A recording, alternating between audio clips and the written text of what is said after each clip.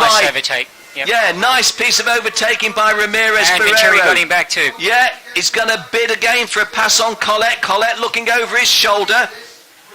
Well, if Ramirez Barrero was able to take the lead from here, that would show that he was not only able to lead the race well from the front, but is also able to do it when it counts, coming from the back. But Colette, that's a lovely smooth drive at the front, isn't it? Yeah. Ramirez Barrero showing intent, serving notice, but Colette thinking to himself, if I don't make a mistake, although again glancing over his shoulder, just, well, people tell me it's the sensible thing to do. Other people say it's just a little sign that the guy behind wants to see.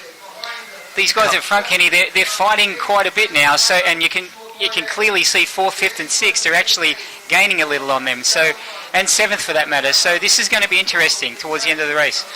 Dean McDonald in the top 10, is he? In 10th place, started way downfield as I recall, so a good drive by him, or maybe I can't just see where he started from, but he certainly wasn't in the front running places, so a good drive by him. We're at the 2/3 race distance because we've got, this is lap 11, about to start lap 12, so just 4 laps remaining now, 4 remaining in the Rotax World Challenge Grand Finals. This is an outside move by Venturi, fantastic. Oh, and Colette there has conceded places because Ramirez Barrero taking advantage on one side of Colette when Florian Venturi of France went the other. That was a really nice move by Venturi, like going around the outside at full pace around that corner is a fantastic move. And he executed it perfectly, didn't he? Yep. When you're on a real hiding to nothing, well, not to nothing, if you get that wrong, you are not a close running front 3 driver. Yeah, it's the unfortunate reality. If you come up and you start blocking and cover that inside, if someone has a momentum, straight around the outside. Well, it's Scott Simmons in 4th place who's catching up, and behind Scott Simmons, his teammate Harrison Thomas. So these guys who we might have suggested, we didn't, but we might have suggested were in control of the race. Instead of a front-running 3, it's effectively a front-running 7 now. Yeah, looking at this race, wow, they're all close. And anything can happen out the front. Here's our onboard camera from 3rd position. Very, very close, bit of a tap. Covering the inside line, every one of them guys, so no overtaking at that point.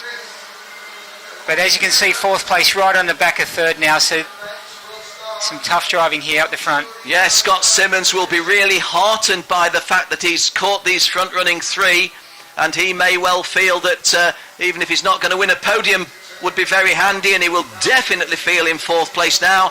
I'm up to it. I am up to it. I can do this, and if these guys in front make an error, I'm one of them who will punish. Kaio Kalot leaving just a little bit of a gap between himself and the front-running 2, although as we see in...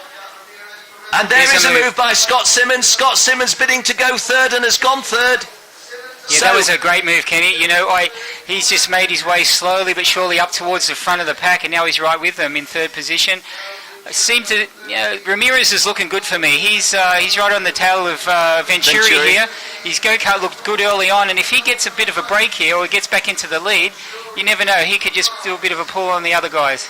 Well, Scott Simmons glancing over his shoulder. Yes, you want to cover against a move from Kaio Colette, but with 1 3/4 laps remaining in the final, you don't want the guys in front to get too much further away. Scott Simmons has gone a 62.793 on that lap, including the passing move, and Venturi and Ramirez both done 62.678 on that last lap. Yep.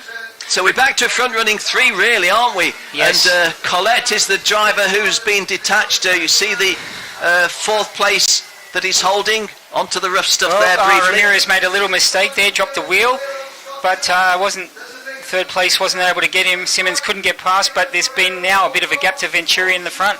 Yeah, giving a cushion to Venturi that Venturi would be mightily relieved on. So guys, 1 to go, 1 to go, 1 to go. We've got a Frenchman in the lead, Florian Venturi.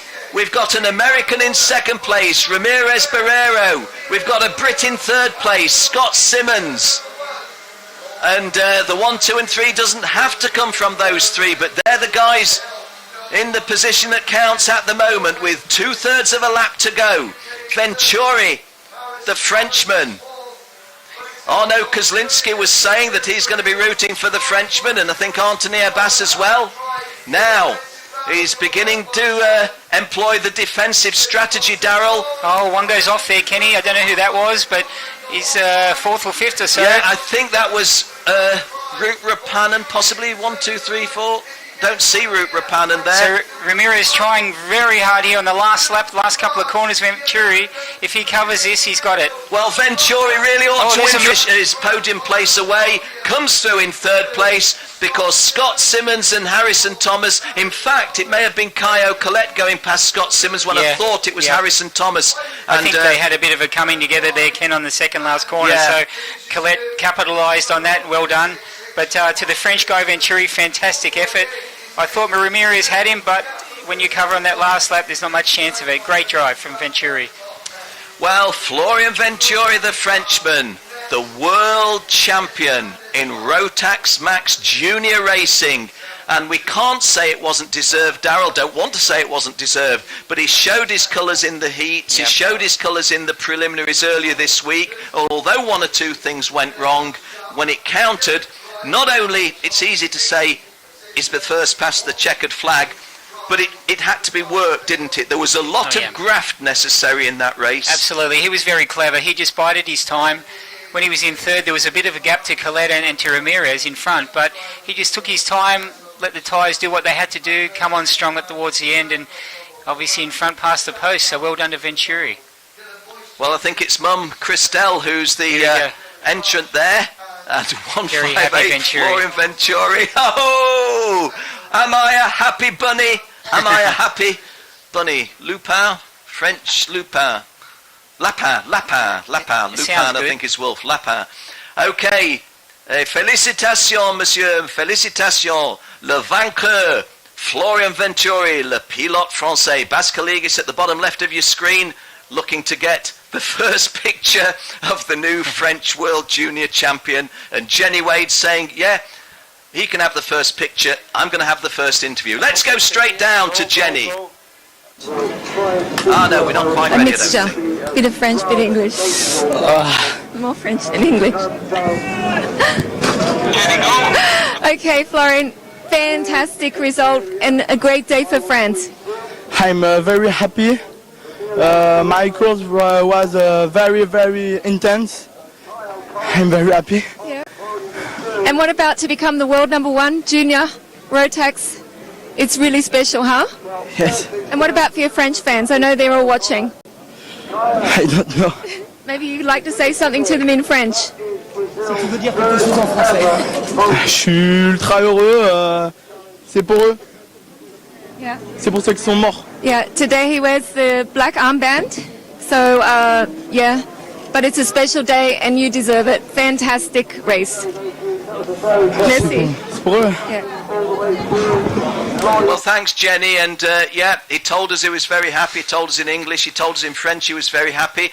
I wasn't aware that he was wearing a black armband. I must try and learn who that is in remembrance of.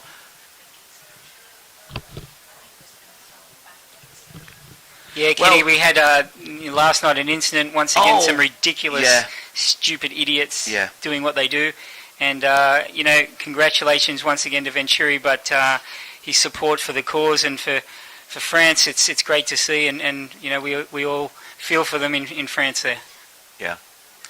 And, Matias Ramirez Barrero, so close, can't really fault himself, but of course second place, the first loser. I tend not to see it that way. It's a great title. I'm the world #2 in what I do. Caio Collet carrying our onboard camera, finishing in third place. Some disappointments here. Jack McCarthy wouldn't have expected 24th. He'd have expected better. Dean McDonald 25th, and your countrymen Aaron Cameron and Zane Morse. Yeah, it looks like they've had a shocker. Like Aaron Cameron, he was up the front all weekend and had the incident in the pre-final, but here he is retired on, looks like, lap 7 there. So, and Taimur Kerman-Shashi, who was going well in the early stages, finishing the race, but finishing it in 28th place. Yeah. Well, hopefully Jenny will be talking to... Jenny's talking now to Matias Ramirez Barrero. Let's go down to Jenny. Matthias, you're telling me, of course,